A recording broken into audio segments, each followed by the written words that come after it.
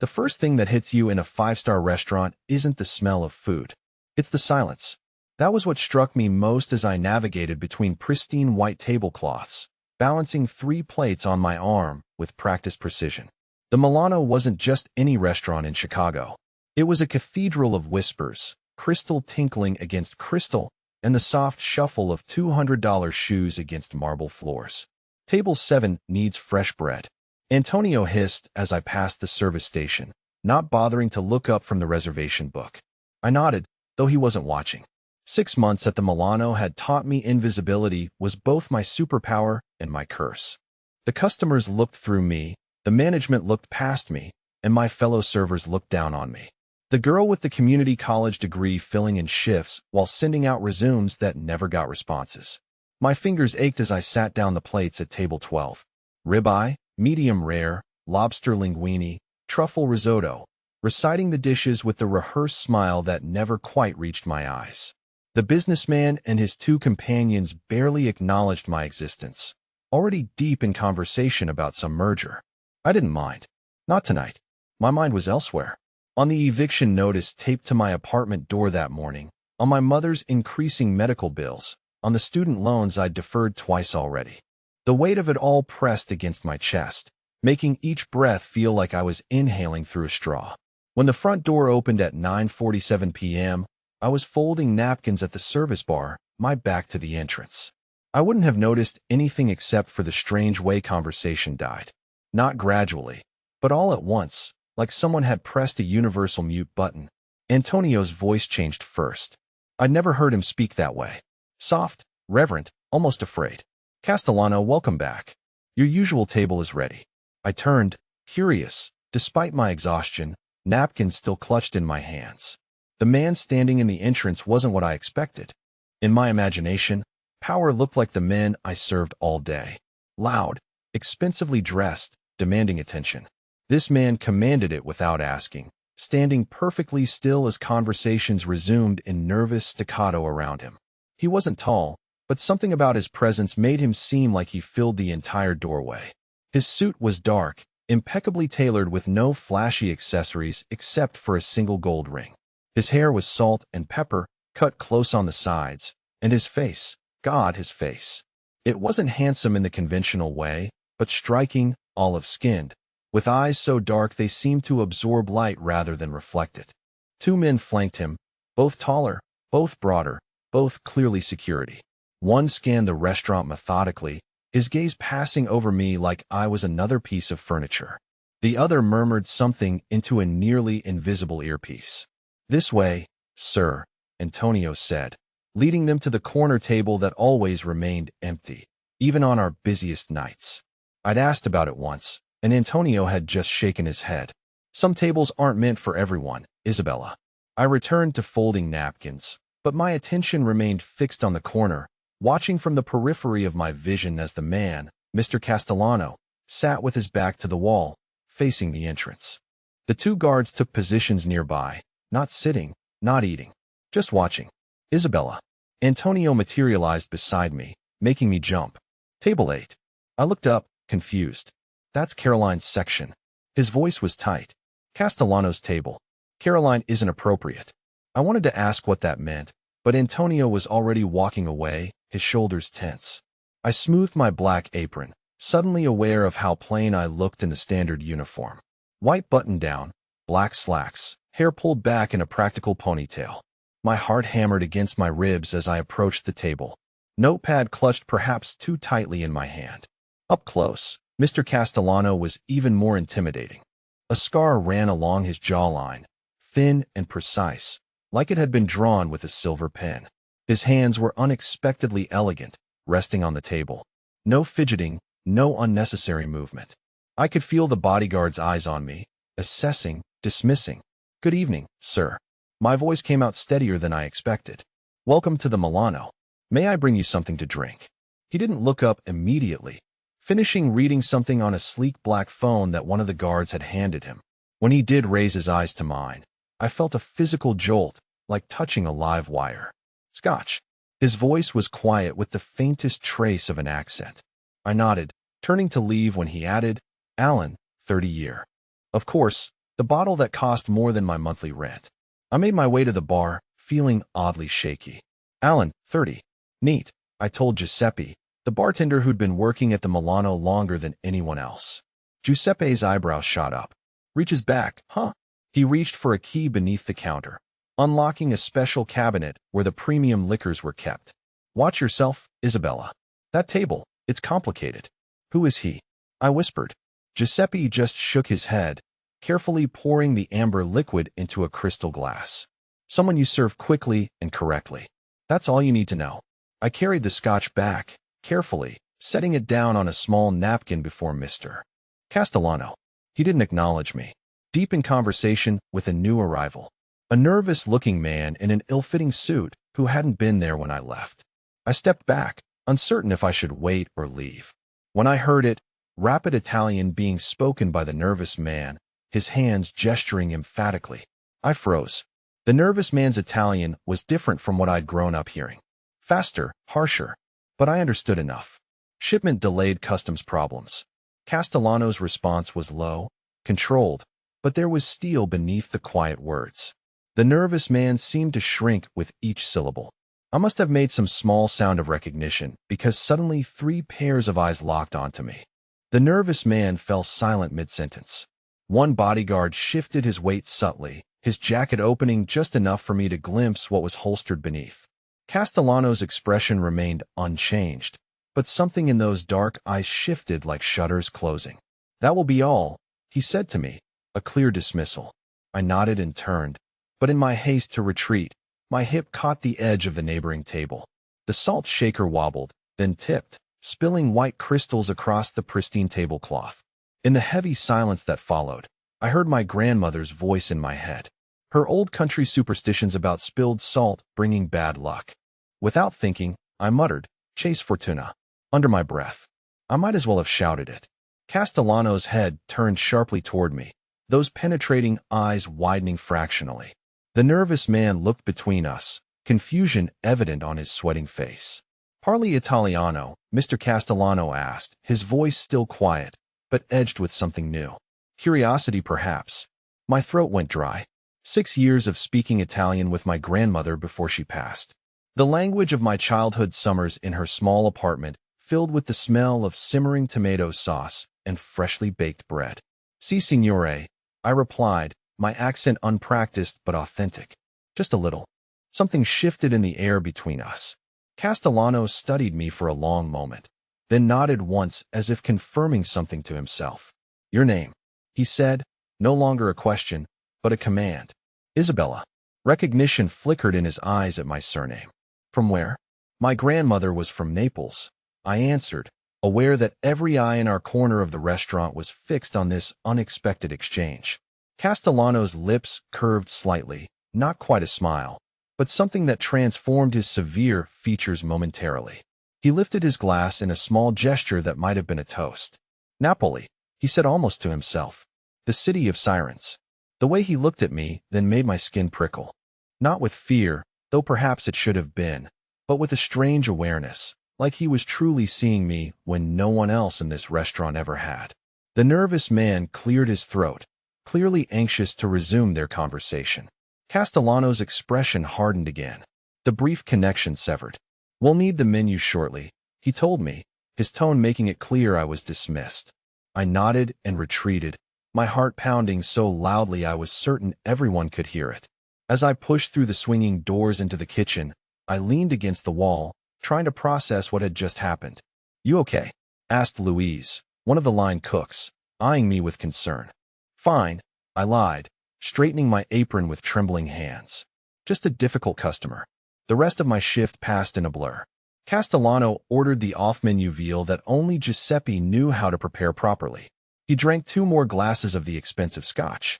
The nervous man left after 30 minutes, looking considerably more nervous than when he'd arrived. Castellano didn't speak Italian to me again, but I felt his eyes following me whenever I approached his table. It wasn't the way men sometimes looked at me, assessing, appreciative, occasionally crude. This was different, clinical, evaluating.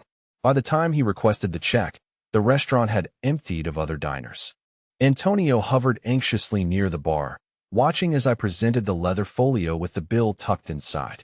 Castellano didn't even open it.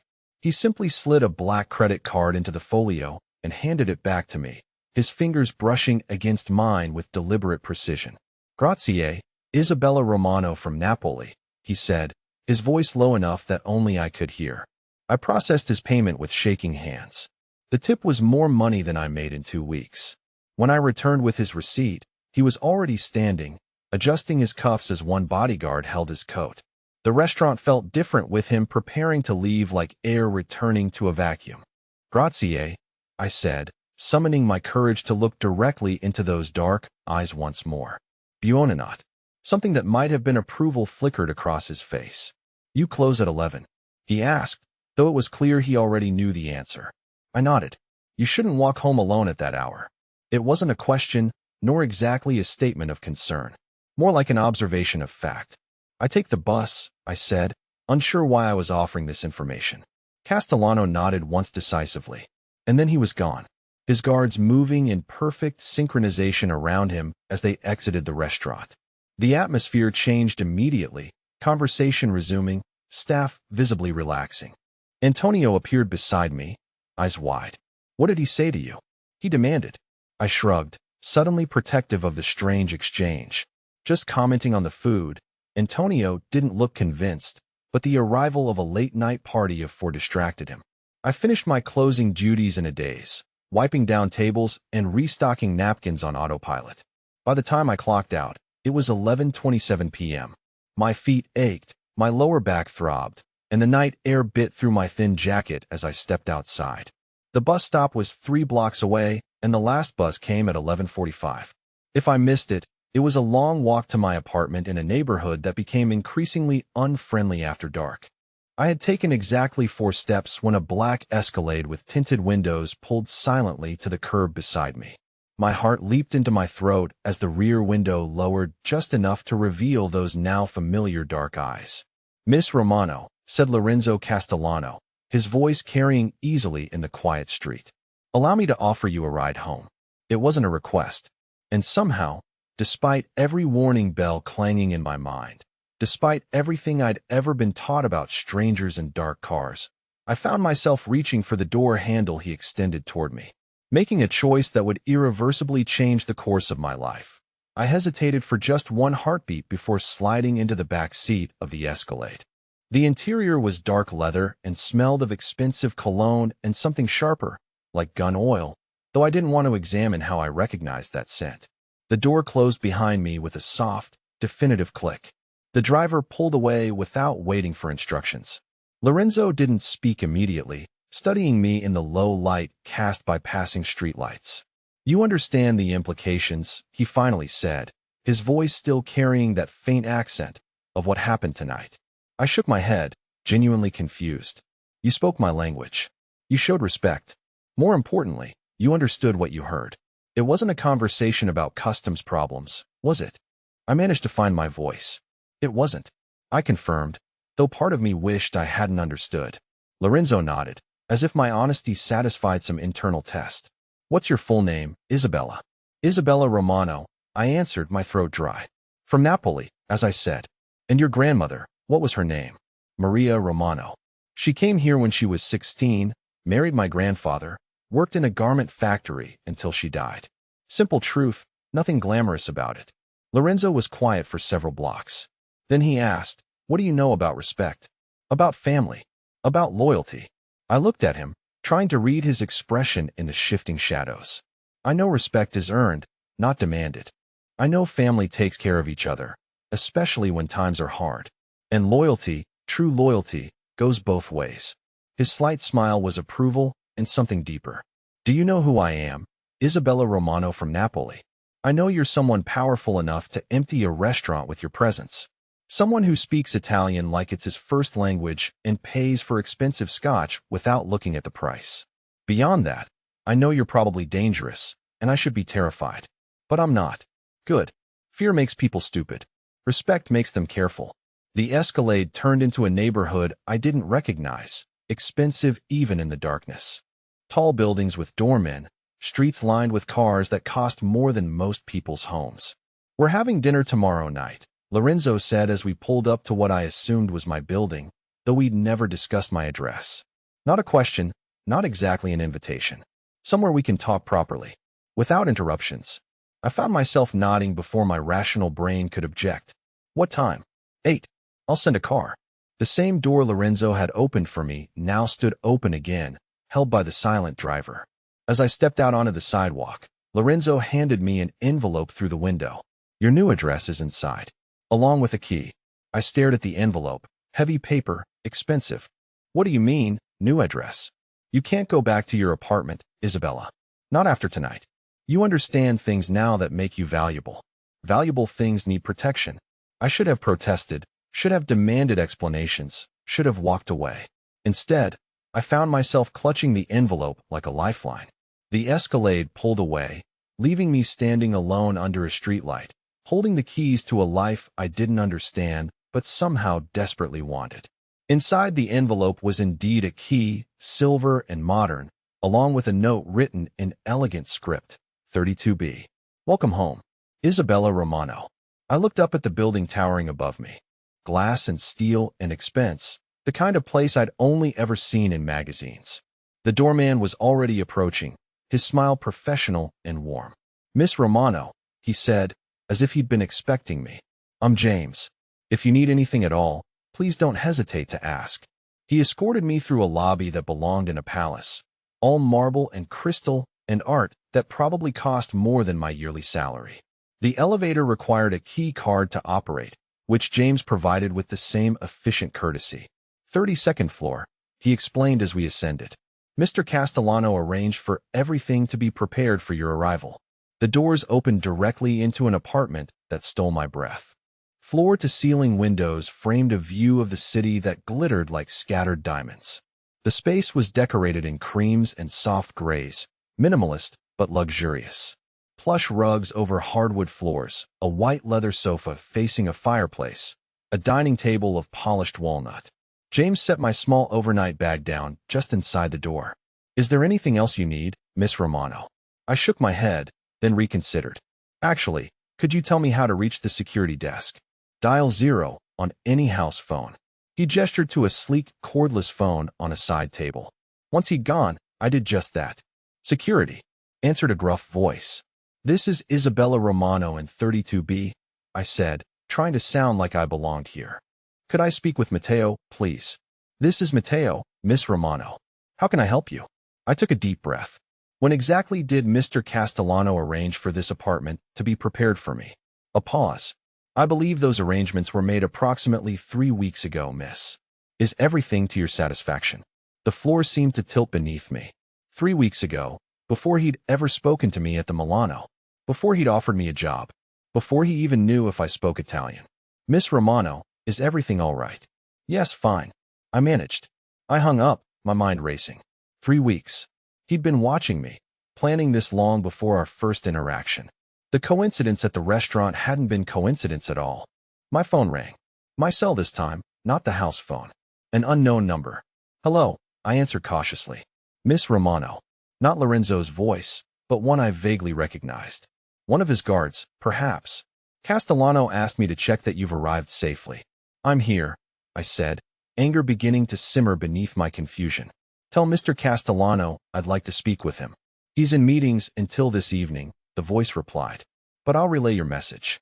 Do that, I snapped, hanging up. I paced the beautiful apartment, feeling trapped despite the space, despite the stunning view. I had walked into this with my eyes open, but I hadn't realized just how calculated it all was. How could he have known 3 weeks ago that I would agree to any of this? As the hours passed, my anger cooled, replaced by determination. I needed answers, and I wasn't going to wait until 7 p.m. to get them. The silver key he'd left me burned in my palm. His private elevator, an invitation or a test. I showered, washing away the grime of my old apartment. The lingering scent of restaurant grease that seemed embedded in my skin after months at the Milano. I dressed in clothes from the closet, simple black pants and a cream silk blouse that probably cost more than my monthly rent. I left the tags on, uncertain if I would stay once I had answers. The private elevator was hidden behind an unassuming door at the end of the hallway, marked only with a small P. My key slid perfectly into the lock. The elevator itself was paneled in dark wood with a single button. My heart pounded as I ascended to the penthouse. The doors opened silently onto a foyer of Italian marble lit by a crystal chandelier that cast rainbow prisms across the walls. Beyond stretched a living space 3 times the size of my new apartment, decorated in masculine tones of charcoal and navy with accents of rich wood and brass. The view from here was even more spectacular, the city sprawling endlessly beyond floor-to-ceiling windows. But it was the man standing silhouetted against that view who captured my attention. Lorenzo Castellano hadn't heard the elevator, his back to me as he spoke quietly into a phone. His voice was different now, harder, carrying an authority that made the conversation at the restaurant seem like casual chat. The shipment will arrive Wednesday. Handle it personally. No mistakes. I don't want to have another conversation like the one we had last night. He hung up, turning slowly as if he'd sensed my presence. No surprise registered on his face, as if he'd been expecting me to use the key, expecting me to come to him rather than wait. Curiosity or impatience, Isabella? He asked, setting his phone down on a glass table. Both, I admitted, stepping further into the room, along with a strong need for answers. Lorenzo gestured to a seating area facing the windows. Wine, coffee, answers. None of that involves alcohol. You're learning. He moved to what I now saw was a wet bar, returning with 2 glasses of sparkling water garnished with lime. Very civilized for a kidnapping. He almost smiled. Is that what you think this is? I think this is a very expensive cage with a very beautiful view. And I think you've been planning this longer than you want me to know. Lorenzo sat across from me, maintaining careful distance. 3 weeks, he confirmed. No point in denying what you've already discovered. But not a cage, Isabella. An opportunity. For both of us. 3 weeks ago, you didn't even know I existed. How could you possibly? He held up a hand, stopping my question. I know it's difficult to understand. In my world, information is survival. I learn about threats, about opportunities, about anyone who might become important before they realize they're important. You became important the moment you understood what Torino was telling me. Who's Torino? The nervous man at your restaurant. A courier who's been skimming from my shipments and trying to cover it with lies about customs delays. He's not very good at lying. Lorenzo's expression hardened. But he is very good at recognizing when someone understands more than they should. You would have been dead within a week if I hadn't acted. The words hit me like cold water. Dead. For understanding Italian. For overhearing a conversation I didn't ask to hear. Welcome to my world, Isabella. Knowledge is power, but it's also danger. The innocent don't last long once they're no longer innocent. I set down my glass with shaking hands. So what is this? Witness protection. Employment. A very elaborate way to silence me permanently. Lorenzo leaned forward, his dark eyes intense. It's a choice. You can walk away right now. I'll have you driven anywhere you want to go, set you up in a new city with enough money to start over completely. You'll never see me again, never hear my name, never have to think about tonight. Or you can stay, work for me, learn what my world really looks like from the inside. Be compensated extremely well for your discretion and your skills. And if I stay, what exactly would I be doing? Translations, correspondence, accompanying me to meetings where your language skills would be valuable. Lorenzo paused. Mostly legitimate business, Isabella. I own import companies, restaurants, real estate developments. Not everything I do happens in shadows. But some of it does. The honest answer. And the protection. That's not optional regardless of what you choose. Too many people saw our interaction tonight. They'll assume you know more than you do, assume you mean more to me than you do. Assumptions in my business can be fatal. So either I disappear completely, or I join you completely. There's no middle ground. None. Lorenzo stood, walked to the windows. The city lights reflected in the dark glass, making him appear surrounded by stars. I told you knowledge was dangerous, Isabella. You chose to listen instead of walking away. You chose to speak Italian when you could have stayed silent. You chose to get in my car when you should have run. Every choice you've made tonight has brought you deeper into this world. There's only one choice left. Which direction do you want to go? I should have chosen safety. Should have chosen the new city, the clean start, the life without complications or danger or men who owned cities and spoke in code. Should have. But when I looked at Lorenzo standing against that backdrop of lights and power, I realized I'd already made my choice the moment I'd spoken to him in Italian. My grandmother always said the heart wants what it wants, regardless of what the mind thinks is wise. Maybe that was what this was. Want disguised as opportunity, fascination masquerading as necessity. I want to understand, I said quietly. I want to know what your world really looks like. I want to know who you really are. Lorenzo turned from the window, studying my face in the soft lighting. That's not an answer, Isabella. That's a wish. The answer is simple. Do you stay or do you go? I stay. The words came out stronger than I felt, but once spoken, I knew they were true. I stay, Lorenzo. His smile was slow, transforming his face from austere to something approaching warmth. Bene. Welcome to the family business, Isabella Romano. Your real education begins tomorrow. That night, alone in the apartment Lorenzo had somehow known I'd need, I stood at the windows looking out at a city that suddenly felt different. Larger, more complex, filled with currents and connections I was only beginning to understand. I thought about my grandmother, about the stories she'd told of the old country, stories that always seemed to involve families and loyalties and codes of honor that didn't translate easily to modern life. Maybe they didn't need to translate. Maybe some things were universal, timeless, as relevant in a Chicago high-rise as they'd been in a Neapolitan neighborhood a century ago. I'd stepped into Lorenzo Castellano's world with my eyes open, but I was beginning to understand that seeing and understanding were two very different things. Tomorrow, my real education would begin. Tonight, I simply watched the city sleep and wondered what I'd become by morning. The first lesson came sooner than expected. I was awakened at 6 a.m. by the sound of the elevator opening in the foyer. I sat up in the unfamiliar bed, heart pounding, before remembering where I was and who had access to the private elevator. Lorenzo entered without invitation, carrying a newspaper and a cup of coffee. He was immaculately dressed despite the early hour, as if he'd been awake for hours. Good morning, Isabella. We have a problem. I pulled a robe over my pajamas, suddenly aware of how underdressed I was for whatever crisis had brought him here before dawn. What kind of problem? Torino is dead. The words were delivered without emotion, a simple statement of fact. Found in the river this morning with a single gunshot wound. The police are calling it gang violence. Lorenzo handed me the newspaper. The story was buried on page 6, barely 3 paragraphs. A small-time criminal found floating near Navy Pier, another casualty of Chicago's ongoing violence problem. I read it twice before the implications hit me.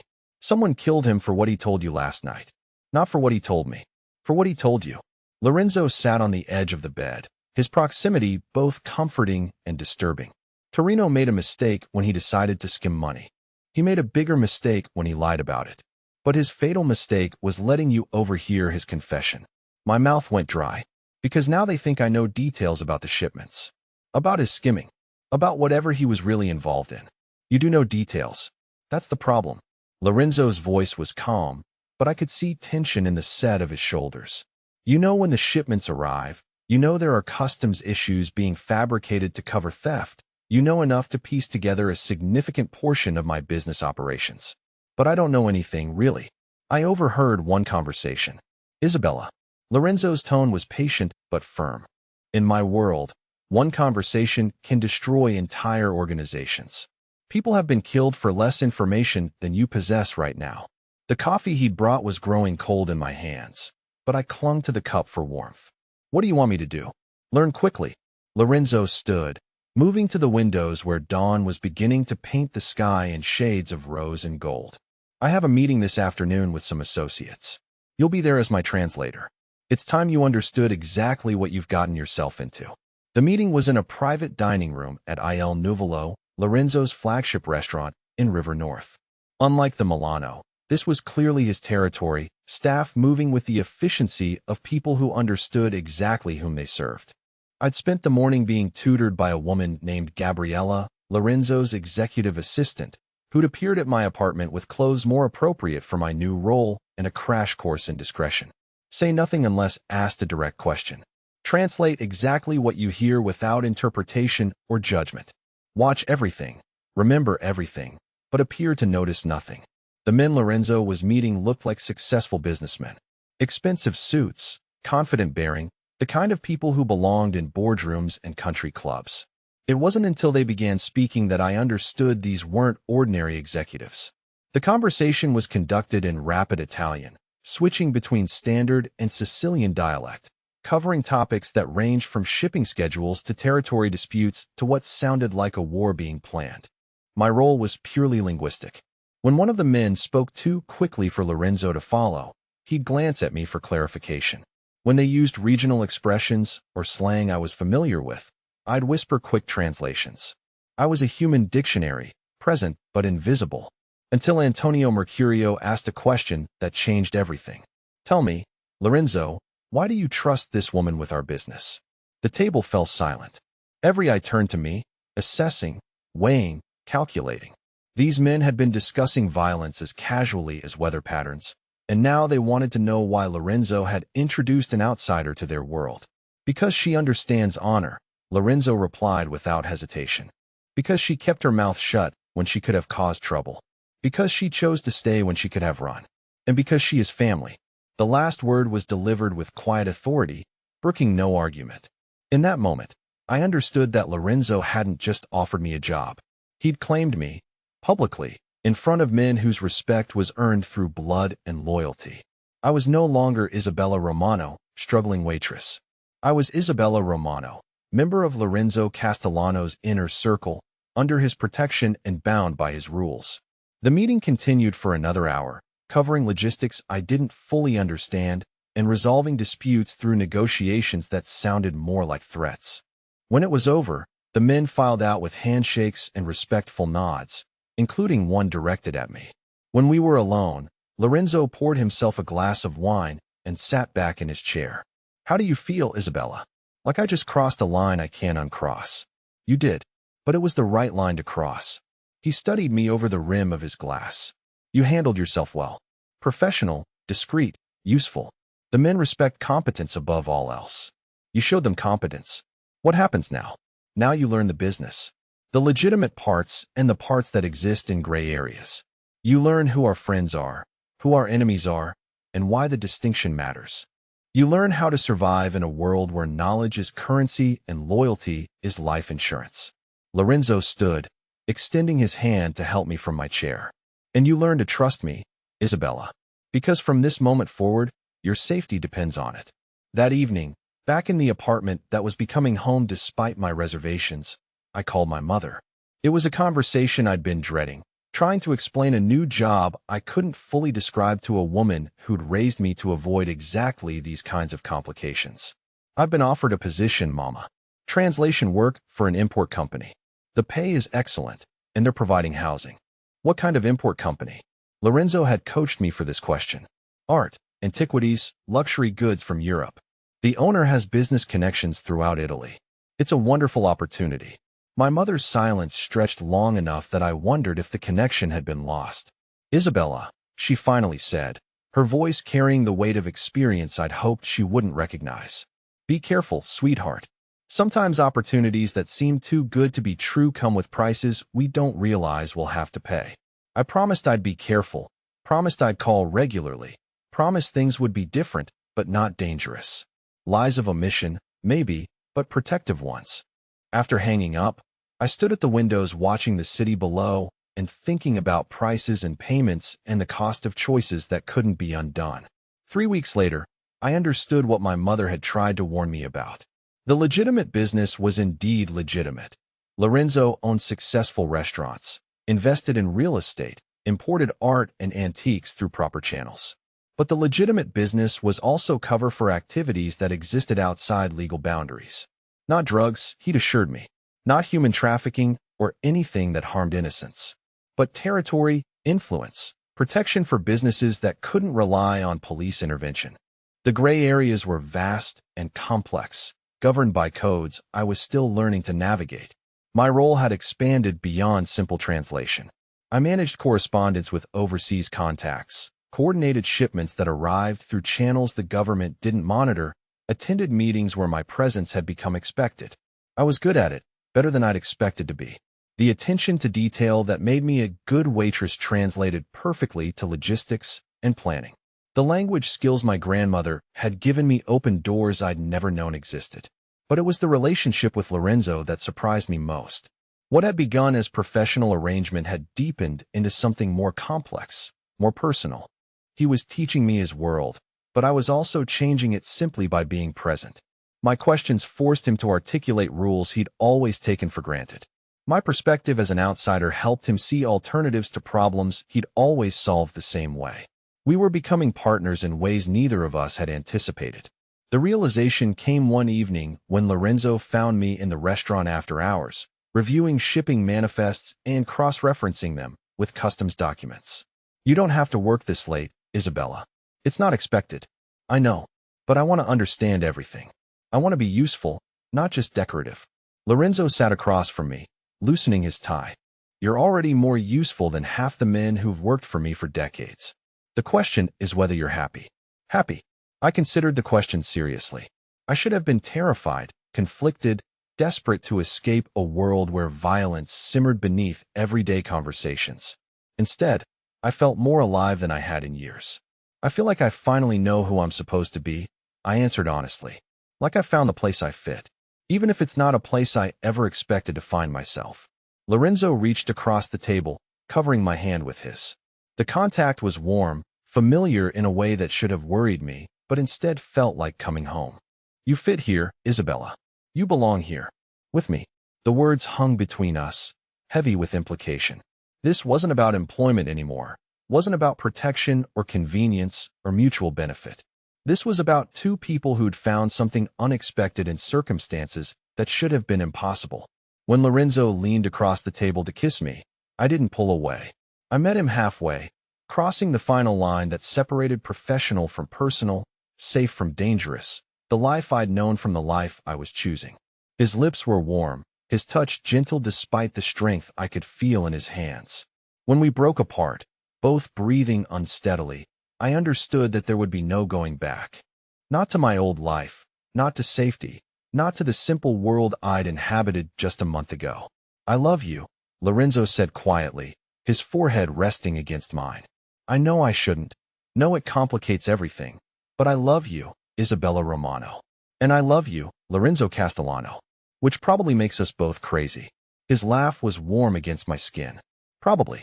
But I've never been particularly sane anyway." The wedding was small, private, attended only by family in the truest sense of the word. Not blood family, most of whom would never understand the choices we'd made, but chosen family. The people who'd accepted me into Lorenzo's world and made space for the love we'd found in the midst of chaos. Giuseppe from the Milano was there, beaming as he watched the waitress he'd protected marry the man he'd served for years. Gabriella, who'd become friend as well as colleague, stood beside me as witnesses were exchanged. Antonio, who'd initially disapproved of an outsider in their midst, gave a toast that welcomed me as sister and warned Lorenzo that he'd answer to all of them if he ever made me unhappy. The ceremony was conducted in Italian and English, acknowledging both my heritage and my future. When Lorenzo slipped the ring onto my finger, a simple band that had belonged to his grandmother, I felt the weight of traditions I was joining, codes I was accepting, a family I was entering not through birth but through choice. "C'est la mia vida," he whispered as we kissed. "You are my life." "Y tu sei il mio cor," I replied.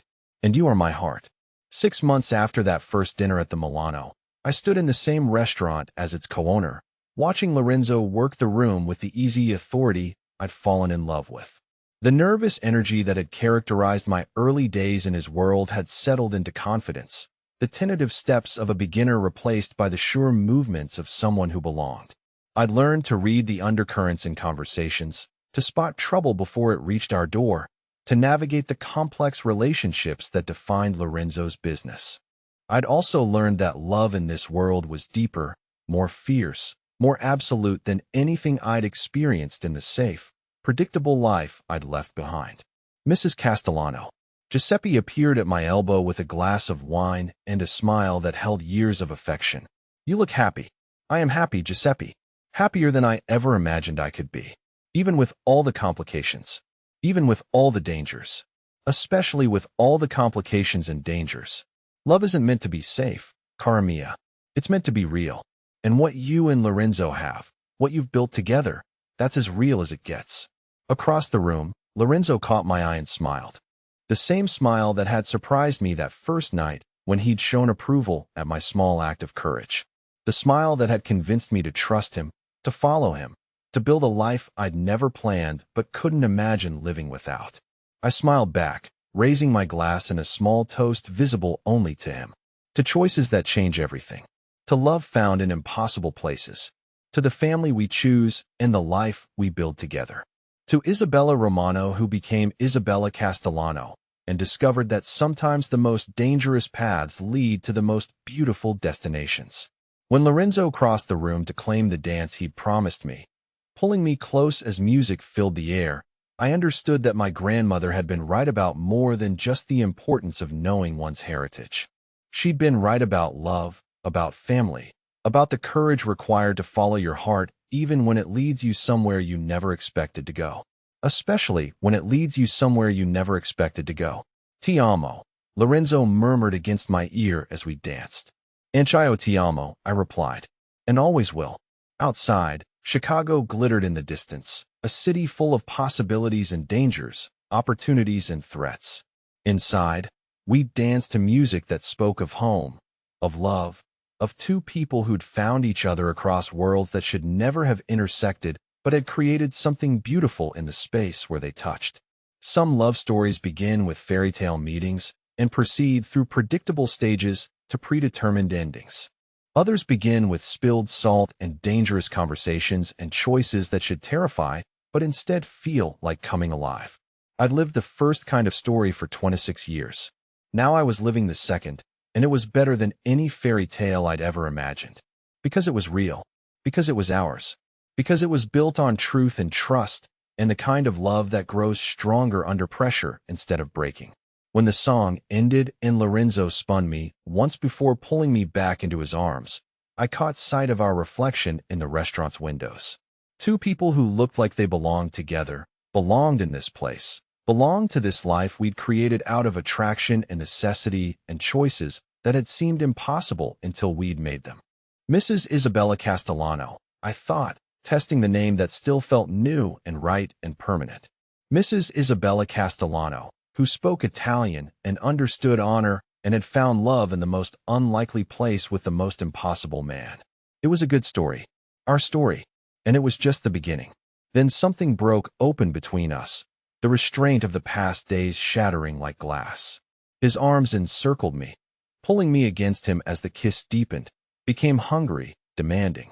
My hands slid up his chest, feeling the solid strength beneath expensive fabric, one palm coming to rest over his heart, feeling its rapid beat match my own.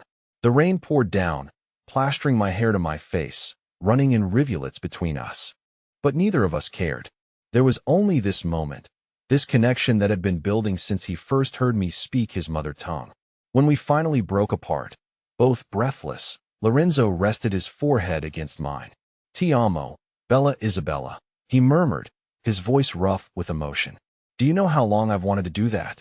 3 weeks, I teased, my own voice unsteady. His laugh was warm against my skin.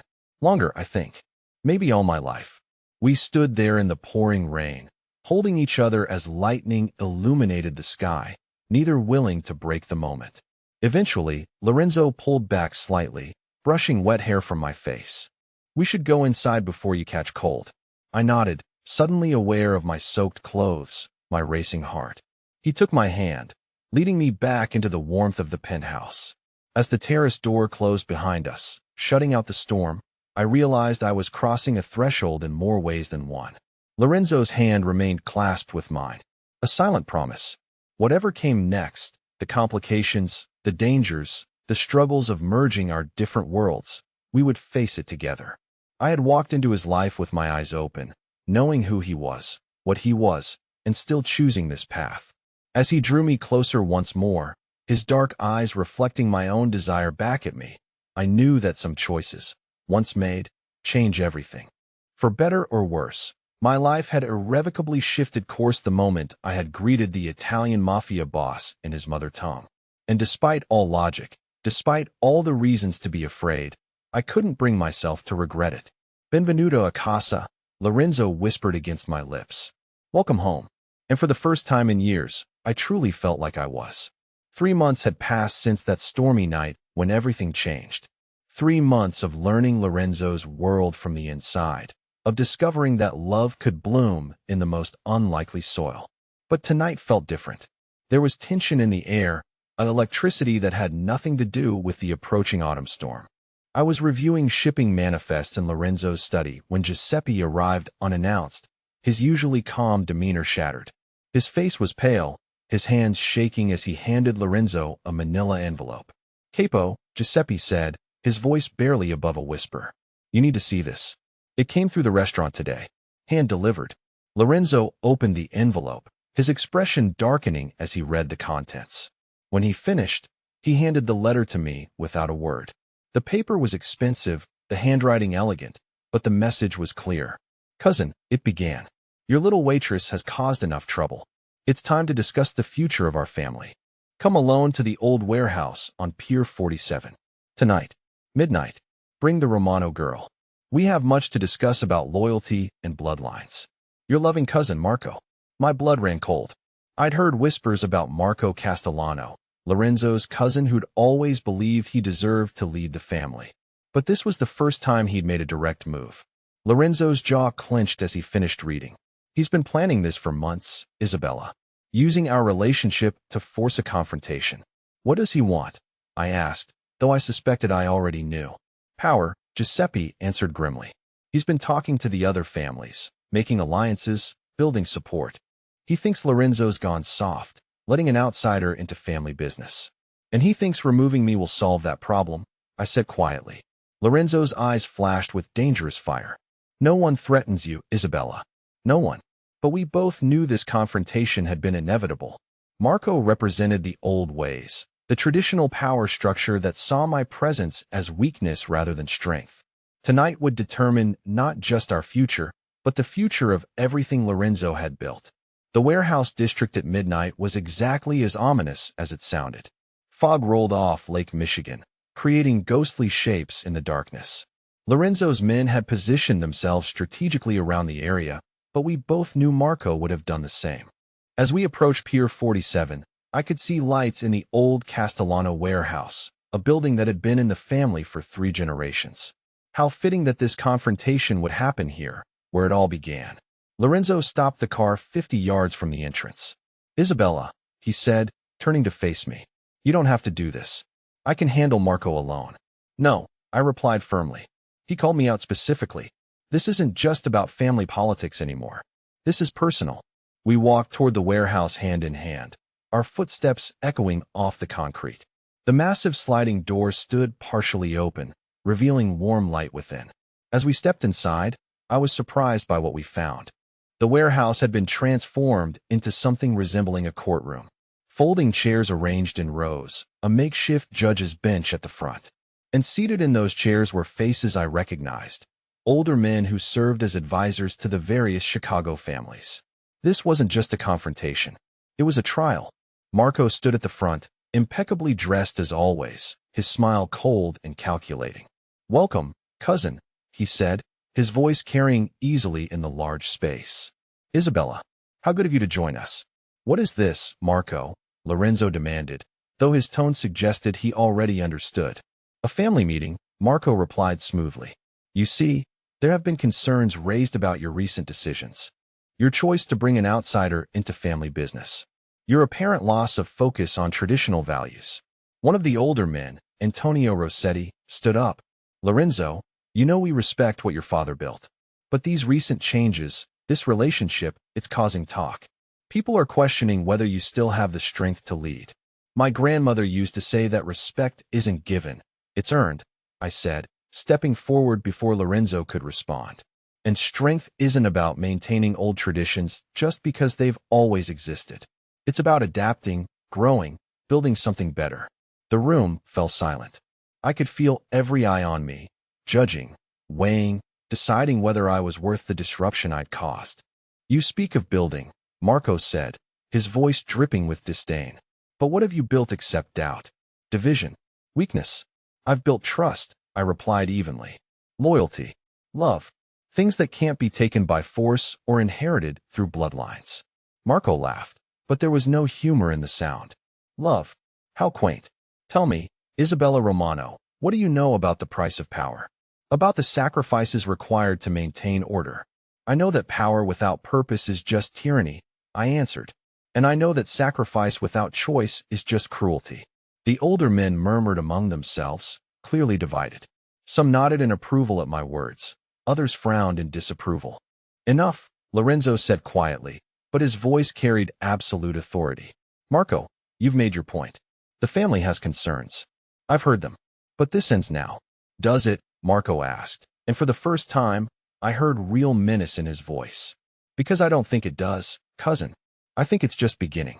Two men emerged from the shadows behind the makeshift bench, and I recognized them immediately. They were the same men who'd been watching our apartment building for weeks, the ones Giuseppe had dismissed as neighborhood security. You see, Isabella, Marco continued, circling us slowly like a predator. I've been very patient, very thorough. I know about your mother's medical bills. I know about your student loans. I know about every financial vulnerability that makes you such a convenient target. My heart pounded, but I kept my voice steady. What do you want, Marco? What I want is simple, he replied. I want you to disappear. Leave Chicago. Leave Lorenzo. Take a generous settlement and start a new life somewhere far away. In return, your mother receives the medical care she needs. Your debts disappear, and you get to live. And if I refuse? Marco's smile was cold as winter. Then we test just how much your new family is willing to sacrifice for love. The warehouse fell silent except for the sound of wind whistling through the high windows. I could feel Lorenzo's tension beside me, could sense him calculating odds, planning responses to whatever Marco had in store. But this wasn't Lorenzo's choice to make. This was mine.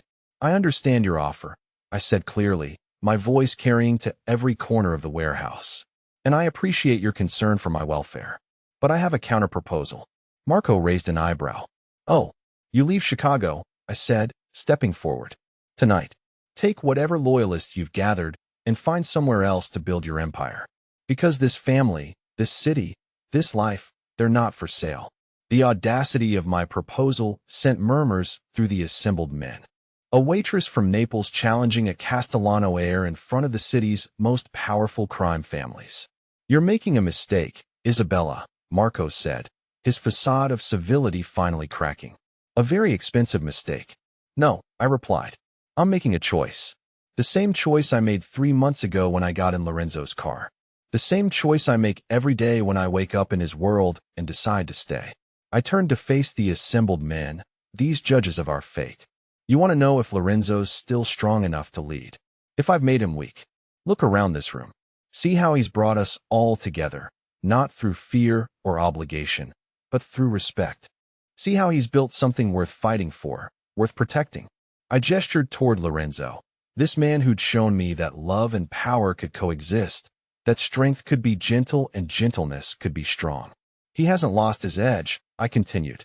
He sharpened it, made it more precise, more effective. And yes, maybe I'm part of that change. Maybe love has made him different. But different isn't weak. Different is evolution. The room was completely silent now, every person hanging on my words. So here's what's going to happen, I said, my voice carrying the authority I'd learned from watching Lorenzo command rooms just like this. Marco leaves. Tonight. His supporters can choose whether to follow him or to stay and help build something better. And anyone who has a problem with that can discuss it with the woman who stopped a $150 million fraud by recognizing a fake papal seal. The reference to my credentials sent another wave of murmurs through the room. These men respected expertise, and I just reminded them that I wasn't just Lorenzo's lover. I was a scholar, a professional, someone who'd proven her worth through knowledge and quick thinking. Marco's face had gone red with rage. You think you can threaten me? He snarled. You think these old men care about your academic achievements? I think they care about results, I replied calmly. And the results speak for themselves.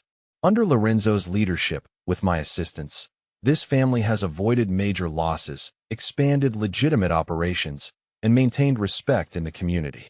What exactly have your traditionalist approaches accomplished? Marco opened his mouth to respond, then closed it. He had no answer because there was no answer. His entire argument was based on nostalgia and wounded pride, not on actual accomplishments.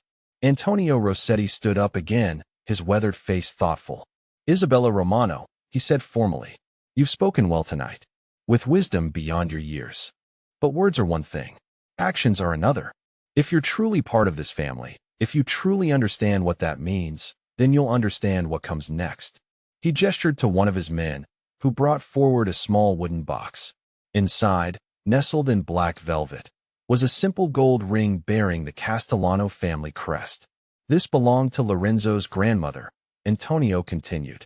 A woman who came from Naples, just as you did. A woman who understood that sometimes the strongest choice is to stand and fight for what you believe in. He held the ring out to me.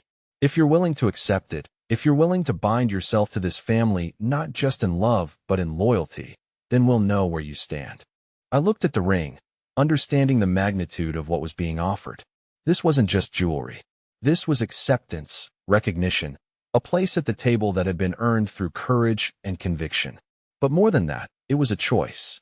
A final, irrevocable commitment to this world, this life, this man who'd shown me what it meant to be truly seen. I took the ring from Antonio's outstretched hand and slipped it onto my finger. It fit perfectly, as if it had been made for me. Then I turned to Marco, this man who'd thought he could intimidate me into abandoning everything I'd found. Your move, cousin, I said quietly. Marco stared at me for a long moment, then at Lorenzo, then at the assembled men who were clearly no longer on his side. The power he'd thought he could claim through tradition and intimidation was slipping away, replaced by something stronger, more durable. This isn't over, he said finally. Yes, Lorenzo spoke for the first time since my challenge began. It is. The authority in his voice was absolute, final. Marco could see it in the faces around him, could hear it in the silence that followed. His coup had failed before it had truly begun. One by one, the assembled men stood up. Each approached us, offering formal congratulations and renewed pledges of loyalty. Even those who'd initially supported Marco's position acknowledged that they'd witnessed something significant tonight. As the warehouse emptied, leaving only Lorenzo and me standing in the suddenly vast space, I realized what had just happened. I hadn't just defended our relationship or my place in his world. I'd helped reshape what that world could become. Isabella, Lorenzo said softly, taking my hand and examining the ring that now marked me as family. You realize what you've done tonight. I've chosen my side, I replied, completely and permanently. His smile was brilliant, transforming his entire face. Then let me make my choice equally clear. He dropped to one knee right there in the empty warehouse, pulling out a small velvet box I hadn't seen him carrying. Isabella Romano, he said, his voice thick with emotion. Will you marry me? Will you be my partner in everything, my equal in this world we're building together? The proposal was perfect in its imperfection, spontaneous and genuine, and exactly what I would have wanted if I'd had the courage to want it. Yes, I whispered, then louder. Yes, Lorenzo Castellano. I'll marry you. As he slipped the engagement ring onto my finger beside the family ring, I understood that this was what my grandmother's stories had been preparing me for. Not the specific details, not the dramatic confrontations or dangerous choices, but the fundamental truth that love worth having is love worth fighting for. 6 months later, I stood in the same church where Lorenzo's parents had been married, wearing a dress that had belonged to his grandmother, surrounded by a family that had chosen to accept me not despite my differences, but because of them. Giuseppe walked me down the aisle, his pride evident in every step. Antonio Rossetti performed readings in both Italian and English. Even some of Marco's former supporters attended, acknowledging that the unity we'd built was stronger than the divisions they'd once encouraged. As I promised to love Lorenzo in sickness and in health, in prosperity and adversity, I thought about the journey that had brought us here. From that first night at the Milano when I'd been invisible to a world that had now made me central to its operation. I'd started as a waitress who spoke a little Italian. I was ending as Isabella Castellano, partner in a growing legitimate business empire, translator and cultural consultant for an organization that was evolving from its criminal past toward a more complex and nuanced future. But more than any of that, I was ending as a woman who'd learned that love doesn't make you weak. It makes you bold enough to become who you're truly meant to be. When Lorenzo kissed me at the altar, sealing our union in front of God and family, and the city that had become our stage. I heard my grandmother's voice in my memory one last time. Some paths, cara mia, can only be walked with courage. Some destinations can only be reached by those brave enough to risk everything for love. We'd risked everything, and we'd found everything we'd never known we were looking for. As we danced at our reception in Il Nuvolo, surrounded by friends and family and the warm glow of acceptance, I looked into Lorenzo's eyes and saw our future stretching ahead of us. Complicated, certainly. Dangerous, possibly. But ours, absolutely and completely. Isabella Castellano, he murmured against my ear as we swayed to music that spoke of home and belonging and love that transcends circumstances. Mrs. Castellano to you, I replied, pulling him closer. 2 years later, we stood on the terrace of our new home, watching our 6-month-old daughter sleep peacefully in her crib. Maria Lorenzo Castellano, named for both our grandmothers, a bridge between past and future. The business had continued to evolve under our joint leadership. The shipping companies now operated entirely within legal boundaries. The restaurants had expanded to 5 locations throughout the city. The real estate investments provided steady, legitimate income that supported not just our family, but the dozens of employees who'd made the transition from the old ways to the new. There had been challenges, certainly. Rivals who'd tested our resolve, law enforcement investigations that had required careful navigation, internal disputes about the pace and direction of change. But we'd faced each obstacle together, our partnership stronger for every test it had survived. You know what I realized today? I told Lorenzo as we watched the sun set over Lake Michigan. What's that, amore mio? My grandmother used to tell me that the heart knows things the mind can't understand. I always thought she was talking about intuition, about following feelings instead of logic. Lorenzo wrapped his arms around me from behind, his chin resting on my shoulder. And now I think she was talking about recognition, about souls that find each other across impossible circumstances and somehow just know they belong together. He turned me in his arms, his dark eyes reflecting the last light of day. You think we were meant to find each other? I think we were meant to create each other, I replied. To become who we really are through loving who the other really is. As if she could sense our conversation, baby Maria stirred in her sleep, making the soft sounds that meant she'd be awake soon and demanding attention. Our daughter will grow up in a different world than either of us did, Lorenzo said, reaching over to adjust her blanket. Safer, more legitimate, but still connected to the traditions and values that shaped us. She'll know where she comes from, I agreed. But she'll also know she can choose where she's going. The business we'd built would be hers if she wanted it. The legitimate empire we'd created from the ashes of the old organization. But she'd also have choices we'd never had, options we'd fought to create.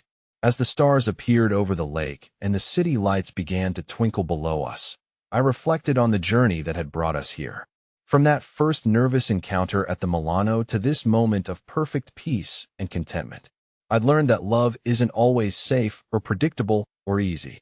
Sometimes it requires you to risk everything you thought you knew about yourself.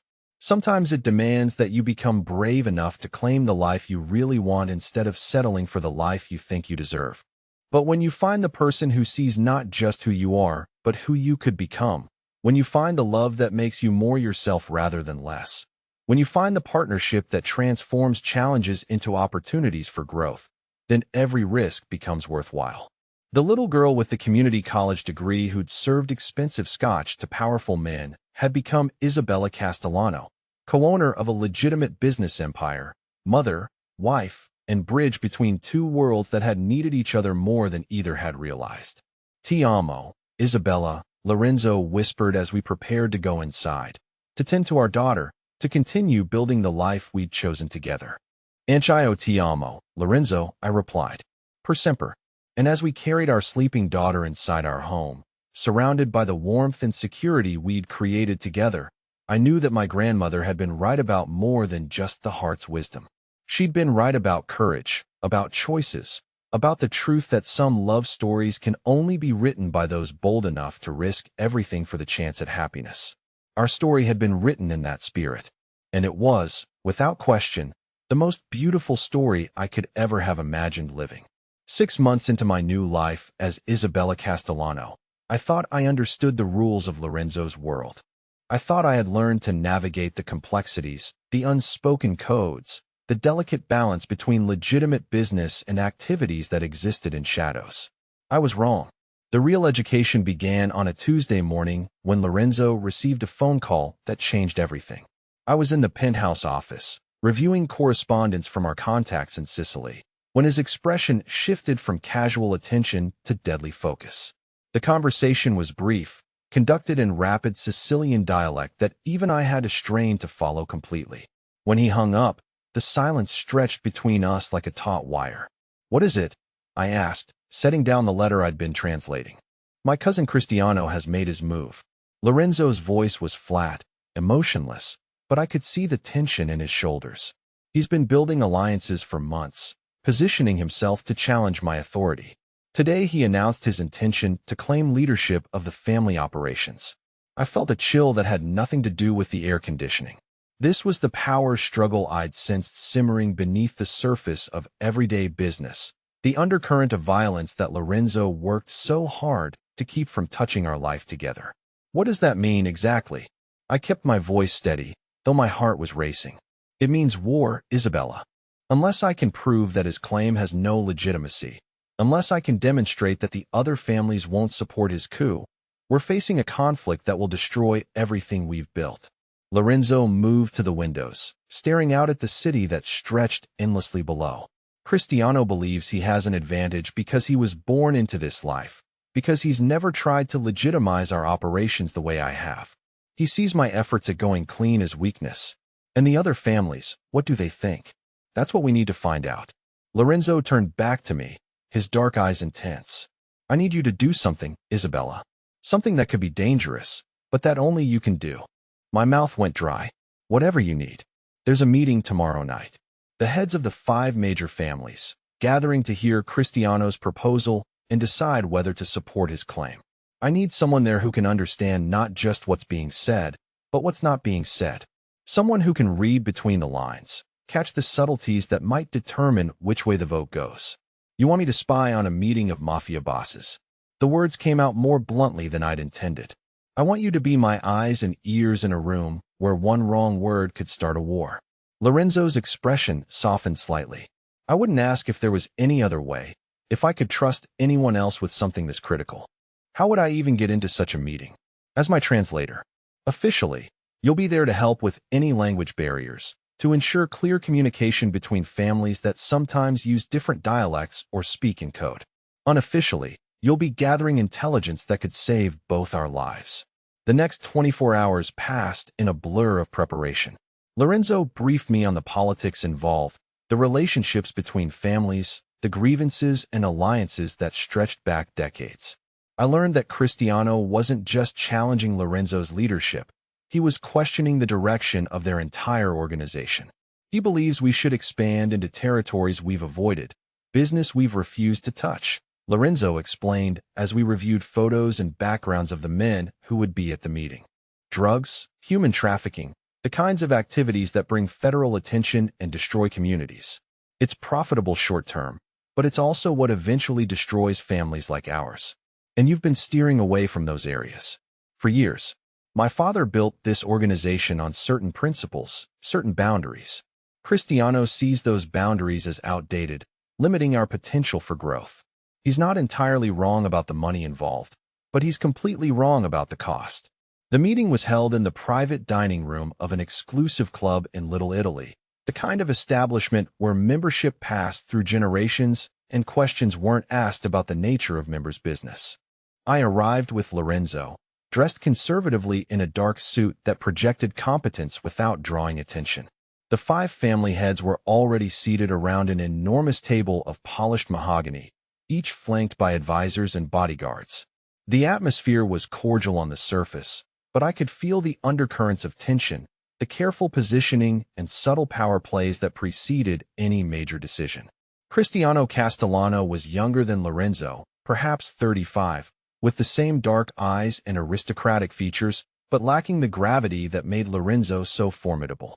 He greeted me with practiced charm and a smile that didn't quite reach his eyes. "Isabella, isn't it? I've heard so much about Lorenzo's beautiful translator. You must find our little family discussions fascinating from an academic perspective. The condescension in his tone was subtle but unmistakable. He was marking territory, establishing hierarchy, reminding everyone present that I was an outsider who'd been granted temporary access to their world.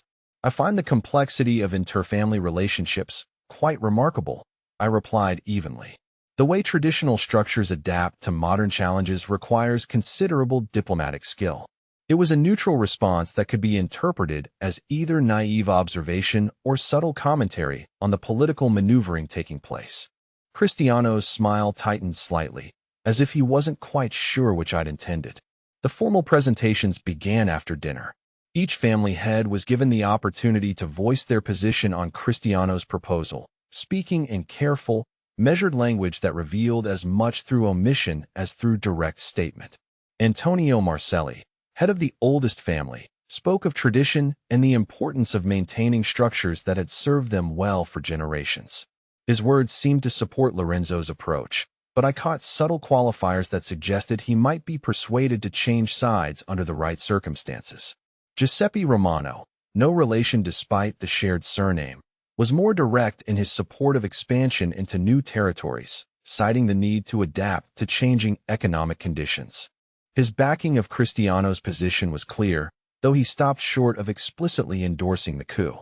As the evening progressed, I began to understand the real complexity of what was happening.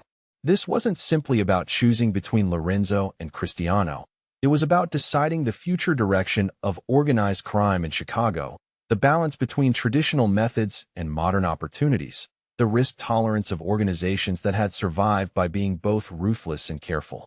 The critical moment came when Matteo Torino, head of the family that controlled most of the port operations, began speaking about loyalty and the importance of blood ties. His words seemed to support Cristiano's claim based on family hierarchy, but I noticed something in his phrasing, a slight emphasis on certain words that suggested a different message entirely. He was speaking in code, using the formal language of family honor to convey information about federal investigations, about law enforcement pressure that was forcing changes in how business was conducted. The families weren't just choosing between Lorenzo and Cristiano. They were responding to external pressures that made Lorenzo's cautious approach seem more attractive than Cristiano's aggressive expansion. I caught Lorenzo's eye across the table, gave the slightest nod to indicate I was following the subtext. His expression remained impassive, but I saw a flicker of acknowledgement that told me he understood I was gathering the intelligence he needed. The meeting concluded without a formal decision, as I'd been told was traditional. The families would deliberate privately before announcing their positions. But as we left the club, I had information that could be crucial to Lorenzo's survival. "What did you hear?" he asked once we were safely in the car. "Torino isn't really supporting Cristiano," I told him. "He's warning about federal pressure, about investigations that are forcing everyone to be more careful." His speech about blood loyalty was actually an argument for why experience and caution matter more than ambition. Lorenzo was quiet for several blocks. "And the others?" "Marcelli is genuinely undecided, but he's leaning toward whoever seems most likely to keep the peace with law enforcement. Romano is definitely with Cristiano, but Torino carries more influence. If you can convince the remaining two families that your approach offers better long-term security, you'll have the support you need." It wasn't just about translating languages anymore. I'd become a strategic asset, someone who could read the complex political dynamics that determined life and death in Lorenzo's world. The realization should have terrified me, but instead, I felt a strange sense of purpose, as if I'd found a role I was uniquely qualified to fill. The next few days were tense, filled with private meetings and careful negotiations as Lorenzo worked to secure the support he needed. I participated in several of these sessions, my presence now expected rather than tolerated. The men who'd initially seen me as an outsider had begun to recognize my value, both as a linguist and as someone who could navigate the cultural nuances that often determined the success or failure of delicate discussions. The decision came on Friday afternoon. 4 of the 5 families declared their continued support for Lorenzo's leadership, with only Giuseppe Romano backing Cristiano's challenge. It should have been a clear victory, but I could see in Lorenzo's expression that the matter wasn't finished. "Cristiano won't accept this quietly," I said as we reviewed the outcome in the privacy of our penthouse. No, he won't. Lorenzo's voice was grim. He's invested too much in this challenge to simply walk away. If he can't win through politics, he'll try other methods. What kind of other methods? The kind that end with people dead. Lorenzo moved to his desk, began making phone calls to increase security, to warn allies, to prepare for the violence that seemed inevitable now that diplomacy had failed. I should have been afraid, should have demanded to be removed from whatever was coming. Instead, I found myself thinking strategically, considering how my skills could be used to help Lorenzo survive what was clearly going to be an attempt on his life. That night, as we lay in bed listening to the city sounds drifting up from far below, Lorenzo voiced the question I'd been expecting. You could leave, Isabella. I could have you on a plane to anywhere in the world by morning, somewhere safe until this is resolved. I could, I agreed. But I won't. This isn't a game, cara mia. If Cristiano decides to eliminate me, anyone close to me becomes a target. I can't protect you if you insist on staying in the line of fire. I turned to face him in the darkness, able to make out his features in the soft light filtering through the windows. Then don't protect me, Lorenzo. Use me. You said yourself that I understand things others miss, that I can read situations in ways that could be valuable. Stop trying to keep me safe and start letting me help you win. His hand found mine under the covers, fingers intertwining. You realize what you're asking for. I'm asking to be your partner in this, not just someone you protect from it. I'm asking to be part of the solution instead of part of the problem. Lorenzo was quiet for a long time. When he finally spoke, his voice carried a weight I'd never heard before. There's something I haven't told you about Cristiano, about why this challenge was inevitable. It has to do with your grandmother, with the Russo family connection I mentioned when we first met. I sat up, suddenly alert. What about my grandmother? The Russo family that helped my father when he was a boy, they weren't just being kind to a stranger. They were protecting him from Cristiano's grandfather, from a man who wanted to kill a child because of a debt his father couldn't pay. The implications hit me like a physical blow. My grandmother saved your father's life. More than that, she gave him information that allowed my grandfather to eliminate the threat permanently. The current conflict isn't just about business philosophy or leadership styles, Isabella. It's the continuation of a blood feud that started before either of us was born. And Cristiano knows about this connection. He knows you're Maria Russo's granddaughter. He knows that your family has a history of interfering with his family's plans. In his mind, eliminating you isn't just about removing an asset from my operation. It's about settling a score that's been outstanding for decades. I lay back down, my mind reeling. So this was never just about me getting involved in Lorenzo's world. I was already connected to it through blood and history, through choices my grandmother made long before I was born. What did she do exactly? I asked. She worked as a seamstress in a shop that Cristiano's grandfather used for money laundering. When she realized what was happening, when she understood that the man she was working for was using the business to hide the profits from kidnapping and extortion, she came to my grandfather with evidence. Records, names, locations. Information that allowed him to expose the operation to rival families who had their own grievances with Cristiano's grandfather. And he was killed for it. He was executed by a coalition of families who couldn't tolerate someone who preyed on children and used legitimate businesses as fronts without the consent of their owners. Your grandmother's courage saved dozens of lives, Isabella, including my father's. Now I understood why Lorenzo had felt drawn to me even before we'd met, why he'd been watching me for weeks before making contact. I wasn't just a convenient translator or an interesting romantic possibility. I was the granddaughter of a woman who'd helped shape his family's history, someone connected to him by bonds that went deeper than attraction or professional necessity. Does this change anything between us? I asked. It changes everything, Lorenzo replied. And nothing at all. I fell in love with you before I knew about the connection, Isabella. Learning about our family's history just helps explain why that love felt inevitable from the beginning. The attack came 3 days later, not against Lorenzo directly, but against the restaurant where we'd first met. A bomb hidden in a delivery truck, timed to explode during the evening dinner rush when the building would be full of innocent people. It was a message, a demonstration that Cristiano was willing to escalate beyond traditional boundaries, to target civilians in pursuit of his goals. Giuseppe, the bartender who'd watched over me during my waiting days, was killed instantly along with 2 other staff members. 6 customers were hospitalized with injuries ranging from cuts to broken bones to burns that would scar them permanently. The Milano, the place where my new life had begun, was destroyed. Lorenzo's response was swift and decisive.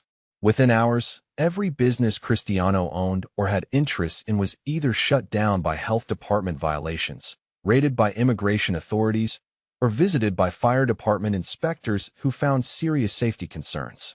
The legitimate fronts that funded Cristiano's operations were systematically dismantled through perfectly legal channels. But I knew that wouldn't be enough. Cristiano had crossed a line when he targeted innocent people, when he'd killed Giuseppe, who'd never been involved in anything more criminal than serving expensive scotch to dangerous men.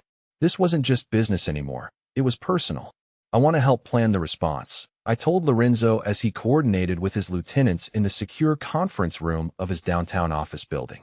Isabella, this isn't something you need to. This is exactly something I need to be part of, I interrupted. Giuseppe is dead because Cristiano wanted to hurt you through me. Those people in the hospital are injured because of a feud that started with my grandmother's courage. I'm not standing on the sidelines anymore, Lorenzo. The plan we developed was elegant in its simplicity. Cristiano expected retaliation, expected Lorenzo to respond with violence that would justify further escalation.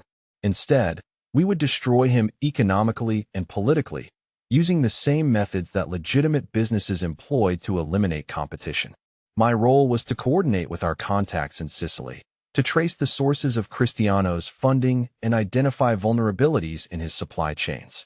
What I discovered was that his aggressive expansion had made him dependent on partnerships with organizations that the traditional families despised, groups that dealt in human trafficking and drug distribution to children.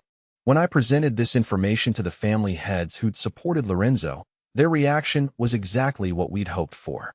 The revelation that Cristiano was willing to profit from activities that violated the most basic codes of their world turned his remaining allies against him overnight. The final confrontation took place not in some dramatic shootout, but in a conference room at the federal building downtown. Cristiano, faced with charges of tax evasion, money laundering, and conspiracy that would put him in prison for the rest of his life, agreed to exile in exchange for testimony that helped authorities dismantle the trafficking networks he'd been working with. It was over. The threat to Lorenzo's leadership, the danger to our life together, the blood feud that had started with my grandmother's courage, all of it was resolved through intelligence and strategy rather than violence. Giuseppe's death would always be a weight we carried, but at least it hadn't been meaningless. 6 months later, as I stood in the rebuilt Milano reviewing the guest list for our first anniversary celebration, I thought about the choices that had brought me to this point. A year ago, I'd been invisible, struggling, desperate for any opportunity that might change my circumstances. Now I was a partner in an organization that spanned 2 continents, married to a man whose power and influence extended far beyond what I'd ever imagined, living a life that was both dangerous and deeply fulfilling. The guests arriving for tonight's celebration represented the full spectrum of our world. Legitimate business leaders mixed with family heads, politicians chatted with art dealers, academics shared tables with men whose business cards listed occupations that were polite fictions. It was Lorenzo's vision made manifest, a gathering where different worlds could coexist peacefully, where traditional boundaries meant less than mutual respect and shared interests.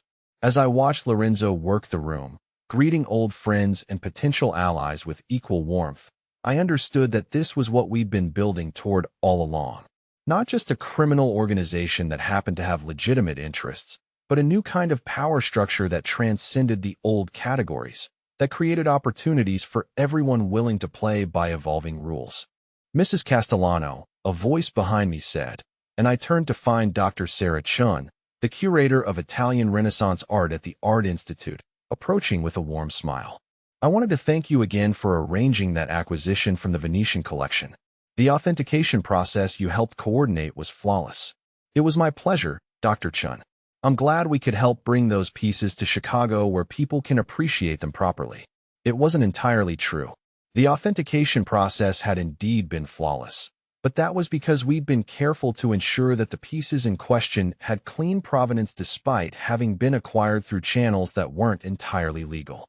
The line between legitimate business and more questionable activities remained blurrier than most people realized, even as Lorenzo worked to move our operations increasingly toward the legal side. As the evening progressed, I found myself thinking about my grandmother, about the courage she'd shown in standing up to corruption even when it meant risking her own safety. I'd inherited more than just her language skills and her recipes for tomato sauce. I'd inherited her willingness to take risks for the sake of doing what was right. The difference was that I'd found a way to channel that inherited courage into building something positive rather than simply fighting against something destructive. Lorenzo and I weren't just surviving in a dangerous world.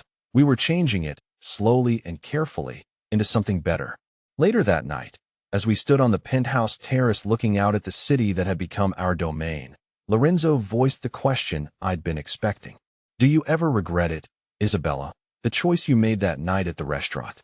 I considered the question seriously, thinking about everything we'd been through, everything we'd built, everything we'd lost and gained. Giuseppe's death would always be a shadow on our happiness, but his memory had also motivated us to ensure that such senseless violence became increasingly rare in our world. No, I said finally. I regret that people got hurt. I regret that there's still work to be done to make this world safer for everyone in it. But I don't regret choosing you, choosing this life, choosing to be part of something larger than myself. Lorenzo's arms encircled me from behind, and I leaned back against his solid warmth. Even with all the dangers, all the complications, all the moral ambiguities that came with loving a man like him, I couldn't imagine being anywhere else. Ti amo, Isabella Castellano, he murmured against my ear. Anch'io ti amo, Lorenzo. For now and always. In the distance, the city sparkled with lights that represented millions of individual lives, each with their own dreams and struggles and choices to make. Some of those lives intersected with ours directly. Others only felt our influence in subtle ways that they might never recognize. But all of them were part of the world we'd committed ourselves to protecting and improving, one careful decision at a time. As we went inside, preparing for sleep and whatever challenges tomorrow might bring, I thought about the future we were building together. Children who would grow up bilingual and bicultural, who would inherit both the legitimate business empire Lorenzo was constructing and the sense of justice my grandmother had passed down to me. A legacy that honored both of our families' histories while creating something entirely new. The last thing I saw before turning off the lights was the wedding photo on our dresser, Lorenzo and me surrounded by the chosen family that had welcomed me into their world. In that photo, we looked like people who belonged together, who'd found something precious in the midst of chaos and were determined to protect it.